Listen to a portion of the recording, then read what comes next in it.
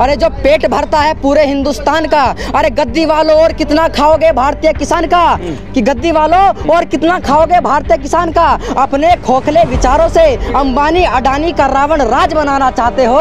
जो भरता है पेट पूरे हिंदुस्तान का, उसे दाने दाने का मोहताज बनाना चाहते हो।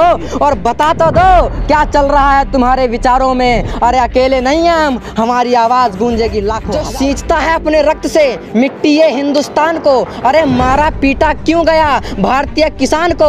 अरे क्या संपूर्ण मानवता मर गई थी, हमारे आने की आहट से ये सरकार डर गई थी। अरे मैं पूछता हूँ गद्दीधारियों, क्यों हमारी खुशियाँ हमारी मुस्कान हमसे दूर है। और पेट भरने वाला वो अन्नदाता क्यों भूखे पेट सड़क पर सोने को मजबूर। बरसाई गई कि अवरोध हजार लगाए रोकने को रास्ते हमारे, मारा पीटा गया अपनी तानाशाही फौज के सहारे। अरे लोकतंत्र का गौरव मुझे क्यों छिन्न भिन्न दिखाई देता है, लोकतंत्र का गौरव मुझे क्यों छिन्न भिन्न दिखाई देता है। इन किसानों की तरक्की के आगे ही प्रश्न चिन्ह दिखाई देता है। क्यों भारत का किसान मुझे तानाशाही के आगे विवश लाचार दिखाई देता है। क्यों भारत के किसान का उजड़ता बिखरता संसार दिखाई देता है। और खोखले थे सिद्धांत जिसके, उसे ही सिद्धांतवादी बता दिया।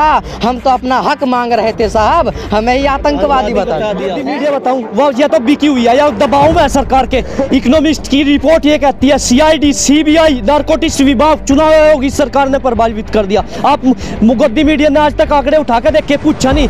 एक प्रदुमन राय है आज तक का, एक अभिसार शर्मा है सर, वो भी इन लोगों ने निकाल दिया। और बाबा रामदेव 2.25 आंख वाला हमारी संपत्ति के ऊपर 5वें नंबर पर आ गया। बालकृष्ण जो उसका आज बाबा रामदेव ने ट्रस्ट बनाना पड़ा, सरकार से टैक्स नहीं देता हो, उसने छुपा लिया ट्रस्ट के नाम पर टैक्स नहीं मिलने का। बाबा रामदेव की संपत्ति की जांच करिए आप। जो अमेरिका की पत्रिका होती है sir, person of the year बोलते हैं, हर साल रिलीज होती है, उसमें बाबा रामदेव और गौतम अडानी डेली दर उसकी कमाई बढ़ रही। कहाँ से बढ़ रही? एक ये देखो, गरीब तो गरीब होता जा रहा, अमीर अमीर होता जा रहा। 95% लोगों की संपत्ति 5% लोगों के पास है। आप ये बताइए 70 साल हो गए, किसानों को क्या मिला? न तो कांग्रेस दे पाई। आज ये राहुल गांधी अरबी राजनीति रोटी सोख है। और इनसे भी हमारा 2 तारीख में बजट है, हम बताओगे इनसे, हम देखेंगे हमारा कौन सा केजरीवाल है, अरविंद केजरीवाल वहाँ जावा सिंगू बॉर्डर पर वाईफाई और सब कुछ लगा दिया। हाँ जी माननीय मुख्यमंत्री जी, आपसे हाथ जोड़ कर निवेदन है, आप यूपी गेट पाइए, आपका सम्मान करेंगे। आप टिकरी बॉर्डर पर जाइए, पलवल बॉर्डर पर जाइए, यहाँ भी तो किसान बैठते हैं। हाँ जी केजरीवाल जी, आपने एक बयान दिया इस किसान आंदोलन में राजनीति रोटी सेकने के लिए 2022 का चुनाव मैं उत्तर प्रदेश विधानसभा से लड़ूंगा। अरे केजरीवाल जी, उत्तर यूपी गेट पे भी तो किसान बैठे, पलवल बॉर्डर पे भी तो किसान बैठे, टिकरी बॉर्डर पर भी आप वहीं जाकर राजनीति रोटी सेक रहे हैं। यहाँ भी तो पानी की सुविधा लगवाइए, वाईफाई लगवाइए, आपका सम्मान करेंगे। हाँ एक रिक्वेस्ट है सभी दलों के नेताओं से, वो यहाँ किसान के नेता आएंगे, उनका सम्मान करेंगे, हाथ जोड़कर रोटी वगैरह जो भी देंगे, अगर वो राजनीति रोटी सेकने के लिए आएंगे। हम बताऊंगा जी, देखो आपको तो बधाई देना चाहूंगा आपके चैनल के माध्यम। ये जो युद्ध है ना, ये है महाभारत का युद्ध। महाभारत के युद्ध में क्या था, कौरव पांडव थे, पांडवों ने सबसे पहले अपनी शर्त रखी थी, भाई 5 गांव दे दो। दुर्योधन में तो घमंड था, और ये है कौरव, हम है पांडव, उन्हें तो 5 गांव मांगे थे, हम तो 3 ही गांव मांगने चाहिए। अरे मोदी सरकार हाथ जोड़कर निवेदन है मेरे तो 3 ही गांव दे दे, तीनों काले कानून हमें नहीं चाहिए, हमारी आने वाली पीढ़ी को नुकसान देंगे। और सर बताऊं इसमें बहुत बड़ी कमी है। मैं एक ट्वीट पढ़ रहा था सर, इसमें जो स्टॉक सीमा है, पहले क्या काम करा, जो मार्केट बाजार होता है पहले लिमिट होती थी, आलू इतने लगाने, गन्ना इतना खरीदना, अभी स्टॉक सीमा हटा दी ना, कोई भी पैन कार्ड पर जाकर कितना भी खरीद ले।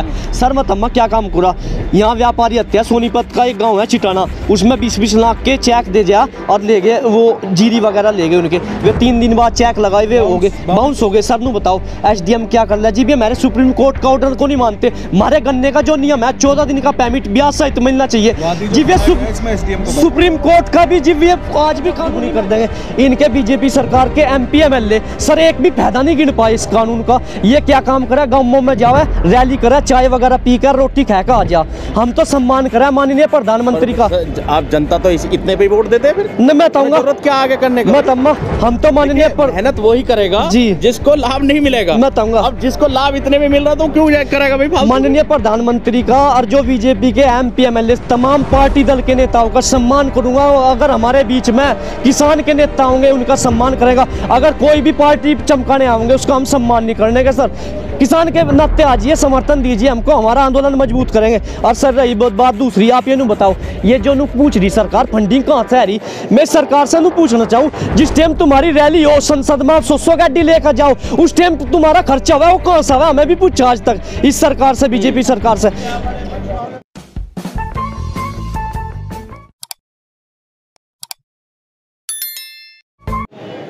नमस्कार, मैं तेजिंदर और गाजीपुर बॉर्डर पर मौजूद हूँ। किसान आंदोलन का 40वां दिन है और आज 8वें चरण की बातचीत सरकार से होनी है।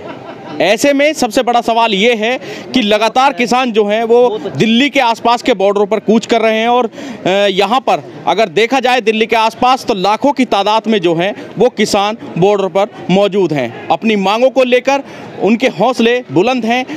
1 डिग्री के टेम्परेचर में भी वो लगातार यहाँ डटे हुए हैं। बारिश, तूफान, किसी भी हालात से लड़ने के लिए पूरी तरह से तैयार हैं। अब बात करते हैं इस आंदोलन में किसान ही नहीं, जो युवा है वो भी बढ़ चढ़कर हिस्सा ले रहा है और ऐसे में युवा भी धीरे धीरे जो बॉर्डर है, किसान आंदोलन है, उनमें आगे आकर बात रख रहा है, अपनी बात कर रहा है और सरकार के खिलाफ जो है वो अपनी जो आवाज़ को वो बुलंद करने का काम कर रहा है। सबसे पहले बात हम ये करेंगे, जो ये युवा हैं, दरअसल ये किसान बैकग्राउंड से ना होकर एक युवा है। अगर इनका देखा जाए तो सबसे पहले युवा हैं और इन्होंने कुछ उम्मीदें इस सरकार से की थी, लेकिन अभी क्या उम्मीद वो की थी, क्यों वो पूरी नहीं हो पा रही है, उनसे हम बात करेंगे और ये यहाँ आने की जो इनकी वजह है वो क्या है ये भी हम जानेंगे।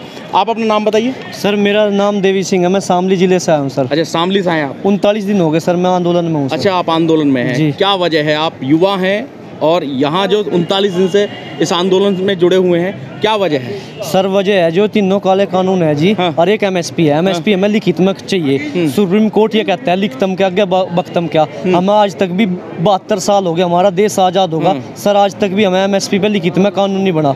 ये बताइए, सरकार 5 जून 2020 को अध्यादेश लाती है, ऑर्डिनेंस बोलते हैं। सरकार की नियत नीति में खोट था, जल्दबाजी में ऑर्डिनेंस पेश किया। पेश करने से बाद कॉरपोरेट घरानों को बढ़ावा दिया। सरकार क्या सोच ली थी, जो हमारा किसान है, पूरे देश का जवान और युवा, जितनी महिला है, जो मजदूर है, ये प्रोटेस्ट नहीं करने का, यानी कि आंदोलन नहीं करने का, क्योंकि कोरोना वायरस का हवाला दे दिया।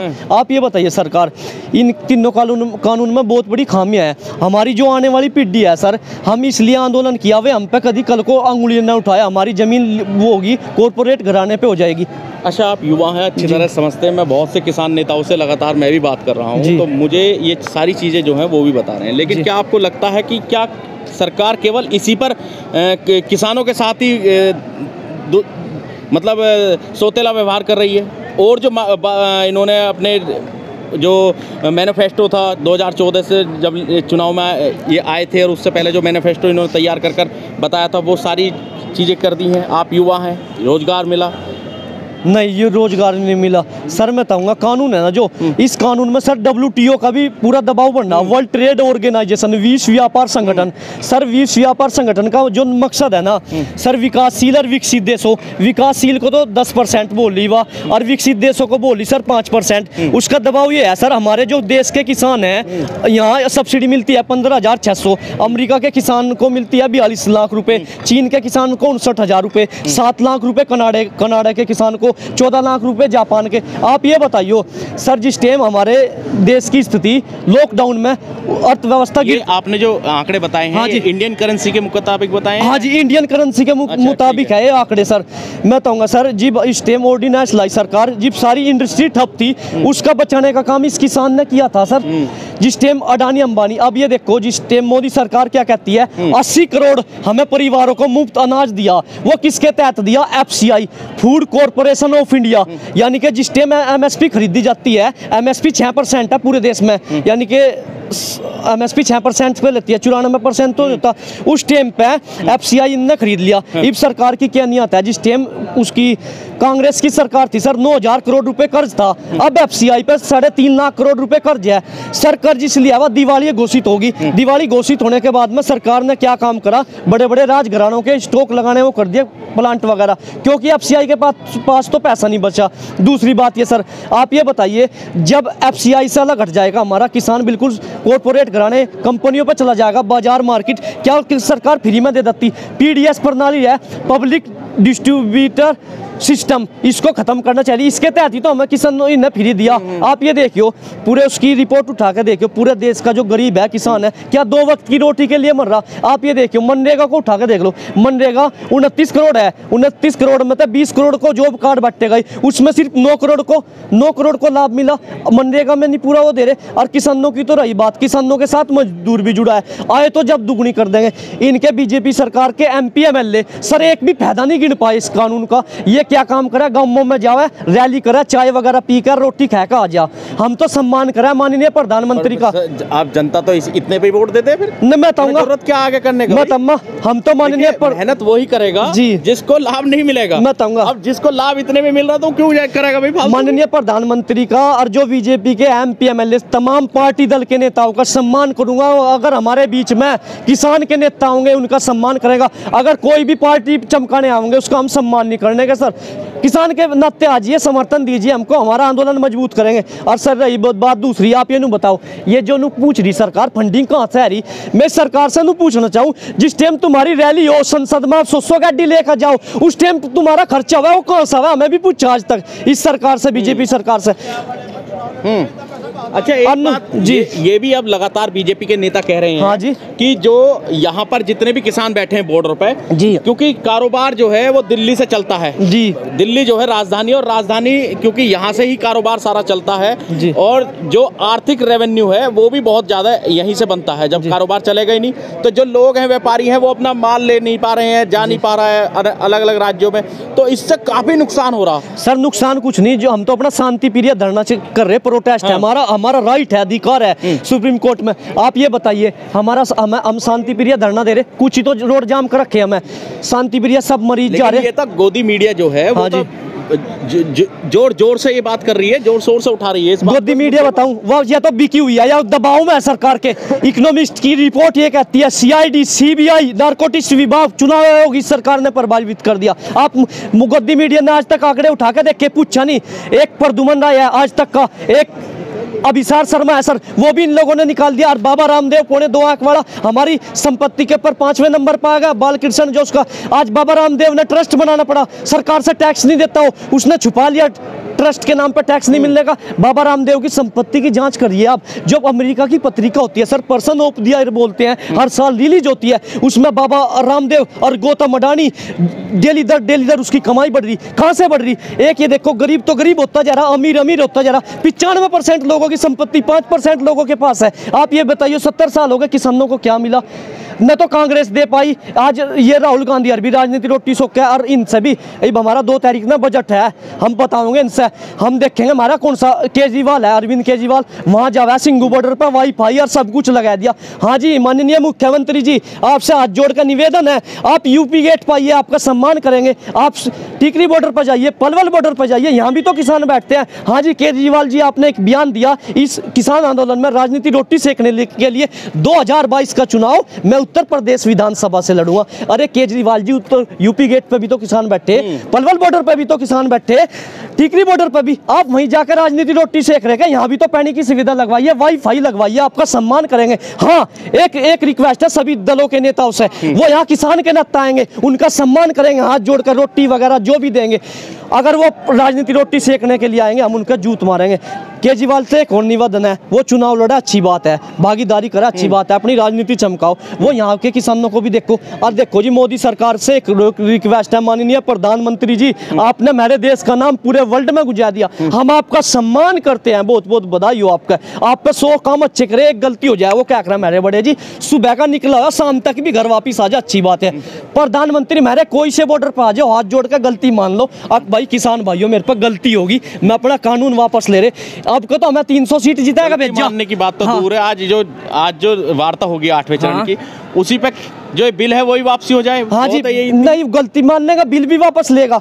इबका तो 300 बनाकर भेजा, आपके बाद 350। और एक और रिक्वेस्ट है, हाँ जी आप नु बताओ, जब हमारे संसद का लाइव टेलीकास्ट चलता है, अभी तक जितने भी बीजेपी नेता हैं और जो बड़े बड़े चैनलों पर बैठकर डिबेट में, किसी ने भी ये मानने को अभी तक तैयार, मैं कह रहा हूँ तैयार तक नहीं हुए हैं कि ये बिल वापसी भी हो सकता है। नहीं सर, अब अश्वनी उपाध्याय बीजेपी का प्रवक्ता है, उसने यही बात रखते हैं कि भैया किसानों को थोड़ा समझने की जरूरत है, किसानों को समझने की जरूरत जरूरत है? आपके मीडिया माध्यम से एक और रिक्वेस्ट करना चाहूंगा। आप ये बताओ, हमारी 40 जत्थेबंदी सरकार से वार्ता करने लिए जाती है, आपके चैनल के माध्यम से मेरा एक गुजारिश है इस सरकार से, हमारा लाइव टेलीकास्ट दिखाना चाहिए जब संसद का लाइव टेलीकास्ट चलता है। अब ये नू बताओ, हमारे नेता अंदर जा रहे और जिस टाइम हम उन वे बेचारे वार्ता करके आते हैं केंद्र सरकार से, अगर हम उनसे पूछे वे तो कुछ और बतावा है, और ये बीजेपी के नेता है ये कुछ और बतावा, हमें समझ में नहीं आ रहा। एक रिक्वेस्ट है बीजेपी वालों या प्रधानमंत्री जी या कृषि मंत्री, बिजली मंत्री, जो भी है, हमारी मीडिया को आज़ाद करें। जितनी जितनी हमारी मीटिंग हुई चलो अच्छी बात है, उसका लाइव टेलीकास्ट क्यों नहीं दिखाइए? हर बच्चे को पता चलना चाहिए। हमारी माताएं, बहनें, युवा, महिला, विद्यार्थी इस आंदोलन में जो एक दिन आया उसका भी समर्थन कर रहे हैं हम, जो 10 दिन तक है उसका भी सम्मान है, उसका लाइव टेलीकास्ट क्यों नहीं दिखाते? या गोदी मीडिया से पूछना चाहूंगा, वहां जाकर लाइव टेली जब संसद का तो एक एक मुद्दा दिखा दे, अगर राहुल गांधी कुछ बयान दे जब उसने उठा दे, बाबा रामदेव कुछ बयान दे उसको बता दे। ये जो 40 नेता जा रहे हैं मेरे पक्ष रख रहे, ये हमारा लाइव टेलीकास्ट दिखाना चाहिए कि नहीं? और रही उसकी फंडिंग की बात, सरकार ने पूछ रही फंडिंग कहाँ तैयारी, सरकार से एक गुजारिश है, जब नेताओं की रैली हुआ है और उनमें कुर्सी वगैरह स्टेज गाड़ी जाती है, वो कहाँ से हुआ है? आज तक हमें पूछा, इनसे जवाब लिया। और सुनो, ये हमारे सरदार भाई है, इनको मैं बधाई देना चाहूंगा, इन्हें कल मीडिया वालों से जवाब दिया, गुरु का लंगर 550 साल तो हो गए चल रहा, और आगे उस विधाता ने पता कितने दिन चलेगा, किसान क्या रोटी नहीं खाते, और मेरे सारे काम चल रहे।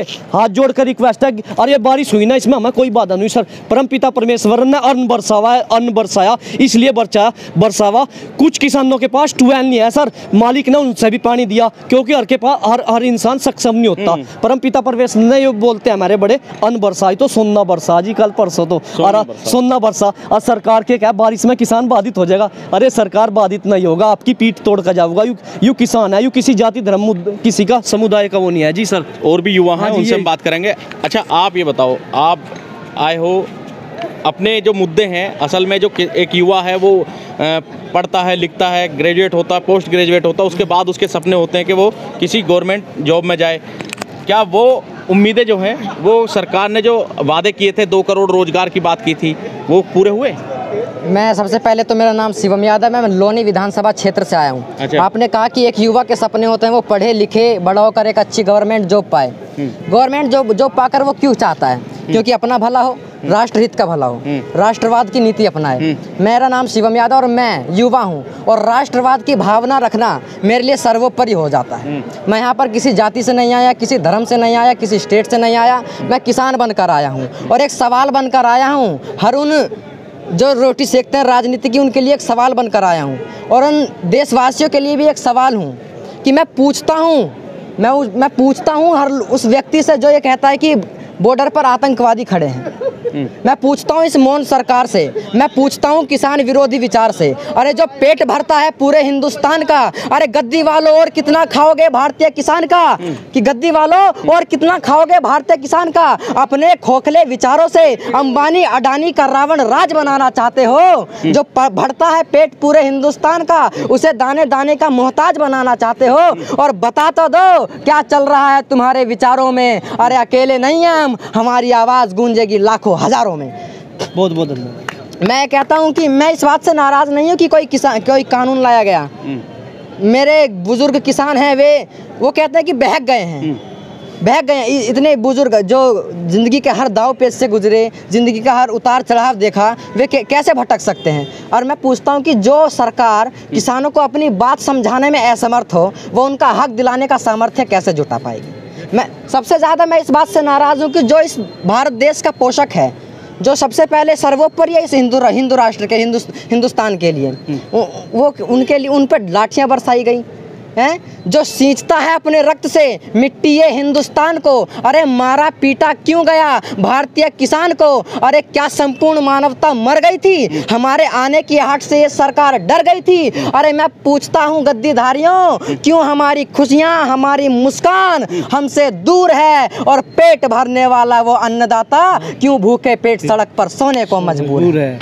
हरियाणा पंजाब से मेरे किसान भाई आए, ट्रैक्टर लेके आए, उनके सामने बैरिकेड लगा दी, पानियों की बौछारों से डराया गया, लाठी बरसाई गई, कि अवरोध हजार लगाए रोकने को रास्ते हमारे, मारा पीटा गया अपनी तानाशाही फौज के सहारे। अरे लोकतंत्र का गौरव मुझे क्यों छिन्न भिन्न दिखाई देता है, लोकतंत्र का गौरव मुझे क्यों छिन्न भिन्न दिखाई देता है, इन किसानों की तरक्की के आगे ही प्रश्न चिन्ह दिखाई देता है। क्यों भारत का किसान मुझे तानाशाही के आगे विवश लाचार दिखाई देता है, क्यों भारत के किसान का उजड़ता बिखरता संसार दिखाई देता है। और खोखले थे सिद्धांत जिसके, उसे ही सिद्धांतवादी बता दिया। हम तो अपना हक मांग रहे थे साहब, हमें ही आतंकवादी बता दिया। कविता के द्वारा बहुत बड़ी बात कही इन युवाओं ने, और अभी और भी युवा हैं, हम सब बात करेंगे। आप थोड़ा आगे जाइए, क्या कहेंगे? आपने दो मुद्दे बताए। ये कहते हैं कि राजनीतिक विशेषज्ञ जो मानते हैं कि जब के देश का किसान और जवान अगर वो सड़क पर आ जाए तो देश गर्द में जाने से कोई नहीं बचा सकता। देखो जी, मोदी जी इन तीनों काले कानून के प्रति कहना चाहूँगा, ये तीनों काले कानून कोरोना की आड़ में जो आज से 20 साल पहले 25 साल पहले या आगे पास कर देते, कोरोना टाइम और लॉकडाउन के बीच में ही क्यों पास किए? ये तीन काले कानून कैंसर के वो 3 टीके हैं जो हमारे ज़बरदस्ती थोपे जा रहे हैं, इधर हरियाणा इधर पंजाब। ये हमें खालिस्तानी नक्सलवादी पाकिस्तानी बता रहे हैं। अगर यहाँ कोई ऐसा होता तो आप हमारे बीच में कैसे सेफ हो? बिल्कुल। हम सरकार से यही कहना चाहते हैं, सुबह का भूला शाम को घर आ जाए तो उसको भूला नहीं कहते। कानून तो आपको लेने पड़ेंगे और हम वापस करवा के ही जाएंगे। एक बात मान लो, जब 7 चरणों में सरकार ने इफ से बट नहीं की, उन्होंने कहा दो बयान, अभी जो पिछले चरण की जो मुलाकात हुई थी 7वें चरण की, उन्होंने कहा कि हमने दो उन पे मामलों पर किसानों को मना लिया है। हाँ जी। अभी तक वो ये क्लियर नहीं कर पाए बात की क्या बनी क्या ना माने, कितने लोगों से क्या बातचीत हुई, किन कानूनों पर समझौता हो गया। और यहाँ जो किसान नेता वो कह रहे हुए नहीं है, हमें तो वापस चाहिए वो। देखो जी, वो 3 काले कानून MSP वाले तो वैसे के वैसे ही हैं, हमें वही रद्द करवाने हैं। ये पराली वराली वाले जो ये 2 कर रहे हैं ना, एक तो इनमें से अभी आया भी नहीं है, वो तो तैयारी लाने तो लागू भी सरकार ने करा, जब किसी से किसान से ठीक है जी। ये MSP वाले 3 है वाला तो और फरमान था यार। हम इस टाइम सारे बॉर्डरों को हमने घेर रखा है, हम बॉर्डर पे खड़े हैं।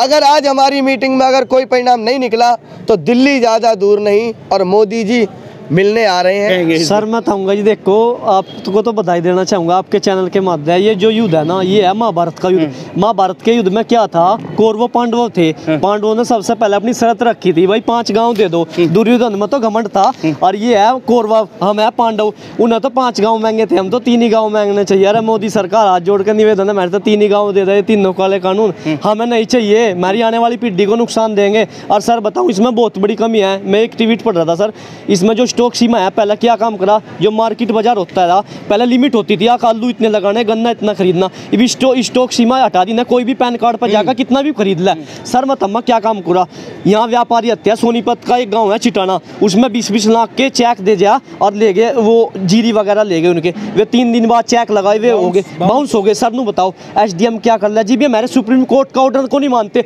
हमारे गन्ने का जो नियम है 14 दिन का पेमिट ब्याज सहित मिलना चाहिए जी, वे सुप्रीम कोर्ट का भी जी आज भी कानून नहीं मानते। और सुनो, गन्ने का तो आज तक भी ना, योगी सरकार से निवेदन है, माननीय योगी आदित्यनाथ जी और हमारे कैबिनेट मंत्री सुरेश राणा जी, आज तक आपने 3 महीने हो लिए मिल चलतो और पर्ची पे भी भाव नहीं दिया। तो आप ये बताइए, हमारा पिछले साल का पेमेंट नहीं दिया, क्या आप सरकार चला रहे? क्या रोटी सरकार की जो है ना, सरकार की जो नियत हो रहा है, सरकार के जो मुद्दे हो रहा है, एक गरीब को, किसान को रोटी कपड़ा मकान की जिम्मेदारी हो रहा है, स्वास्थ्य वगैरह सब कुछ, ये सोचिए आप तक ही ना गन्ने का पेमेंट नहीं करवा। और रही 2000 की, 2000 के बदले हम इन्हें 4000 रुपए दे देंगे, हमें नहीं चाहिए 2000, हमें बकावा है इसी टाइम पर इनके 18,000 करोड़ रुपए। पहले कहाँ थे किसान बताइए? अच्छा